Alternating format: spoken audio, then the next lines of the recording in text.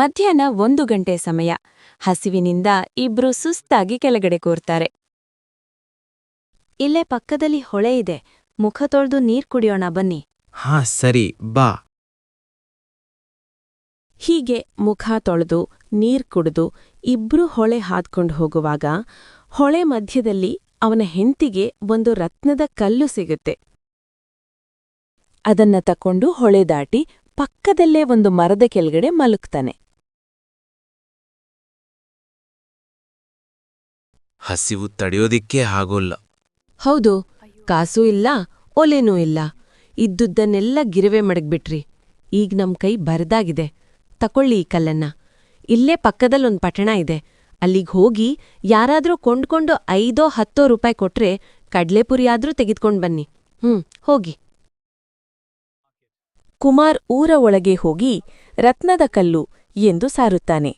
ಅದನ್ನ ಒಬ್ಬ ಅಂಗಡಿಯವನಿಗೆ ಕೊಟ್ಟು, ಸ್ವಾಮಿ, ಇದನ್ನ ಮಡಿಕೊಂಡು ಕಡಲೆಪುರಿ ಕೊಡಿ.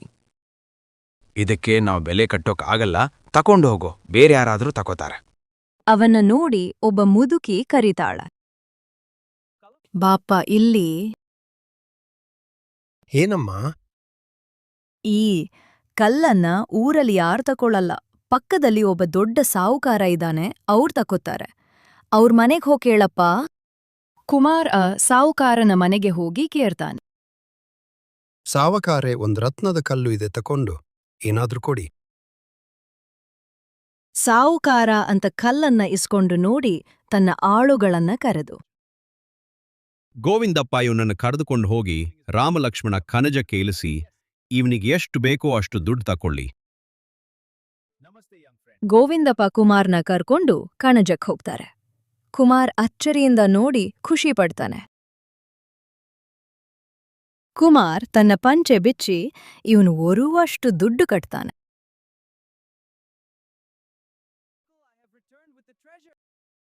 ಅವನ ಹೆಂಡತಿಗೆ ಬ್ರೆಡ್ಡು ಕಡ್ಲೆಪುರಿ ತಕೊಂಡ್ಬಂದು ಇಬ್ರು ತಿಂದು ನೀರ್ ಕುಡ್ತಾರೆ.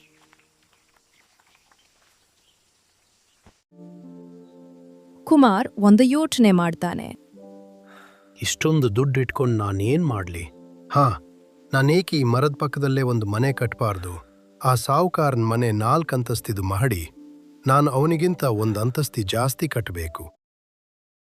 ಕುಮಾರ್ ಅದೇ ಜಾಗಕ್ಕೆ ಆಯಾ ಮುಹೂರ್ತ ಮಾಡಿಸಿ 5 ಅಂತಸ್ತಿನ ಮನೆ ಕಟ್ಟಿದ ಅವನಿಗೆ ಸಾವುಕಾರ ಹೊಸ ಮನೆ ಬಂಟಯ್ಯ ಅಂತ ಕರೀತಾನೆ.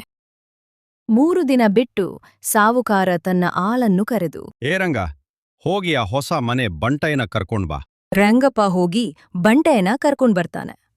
ಬಂಟಯ್ಯ ಸಾವುಕಾರನ ಹತ್ತಿರ ಬಂದು, ಏನ್ ಬಂಟಯ್ಯ, ಒಂದು ರತ್ನದ ಕಲ್ಲನ್ನು ಮಡಿಕೊಂಡು ನಾನೇನ್ ಮಾಡ್ಲಿ? ಇದ್ರ ಜೊತೆಗೆ ಇನ್ನೂ 2 ರತ್ನದ ಕಲ್ಲು ತಂದುಕೊಡು. ಆಯ್ತು ಸಾಹುಕಾರೆ, ತರ್ತೀನಿ.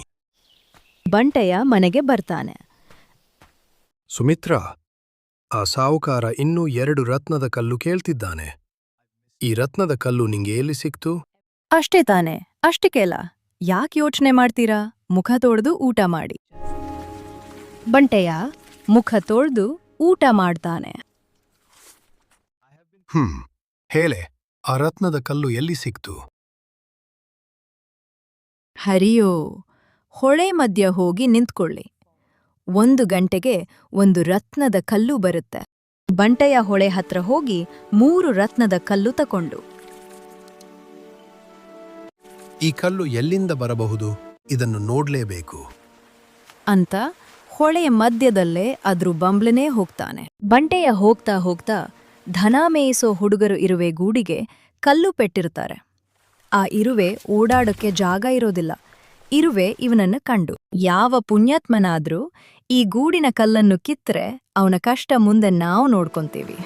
ಬಂಟೆಯ ಆ ಮಾತನ್ನು ಕೇಳಿ ಆ ಗೂಡಿನ ಕಲ್ಲು ಕಿತ್ತು ಮುಂದೆ ಹೋಗ್ತಾನೆ.